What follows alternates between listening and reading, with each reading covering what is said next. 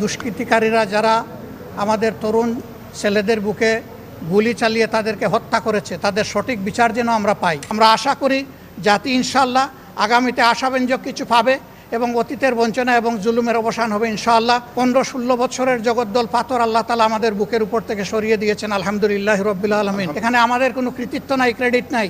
আর যদি কিছু থেকে থাকে তাহলে আমাদের সন্তানদের, আমরা তাদেরকে স্যালিউট জানাই। ধন্যবাদ মৌলানা মামুনুল হক সাহেবকে, তিনি অনেকগুলো পয়েন্টে কভার করেছেন, তেমন বড় কোনো পয়েন্ট আর বাকি নেই। শুধু একটা কথা এখানে জোরালো দাবি উঠানো হয়েছিল যে দুষ্কৃতিকারীরা যারা আমাদের তরুণ ছেলেদের বুকে গুলি চালিয়ে তাদেরকে হত্যা করেছে তাদের সঠিক বিচার যেন আমরা পাই। মহামান্য রাষ্ট্রপতির পক্ষ থেকে আশ্বস্ত করা হয়েছে যে ইনশাল্লাহ সঠিক বিচার অনুষ্ঠিত হবে। তো আমরা এখানেও আশ্বস্ত। আমরা আরও দাবি জানিয়েছিলাম যে আমাদের ইয়াং জেনারেশন জাতিকে যে নতুন করে পথ দেখালো এবং জুলুমের হাত থেকে আমাদেরকে বের করে নিয়ে আসলো, তাদের সাথে অবশ্যই বসতে হবে, তাদের কথা শুনতে হবে, গুরুত্বের সাথে এইটাকে নিতে হবে এবং তাদের পরামর্শগুলোকে অ্যাকোমোডেট করে আগামী দিনের সিদ্ধান্ত নিতে হবে।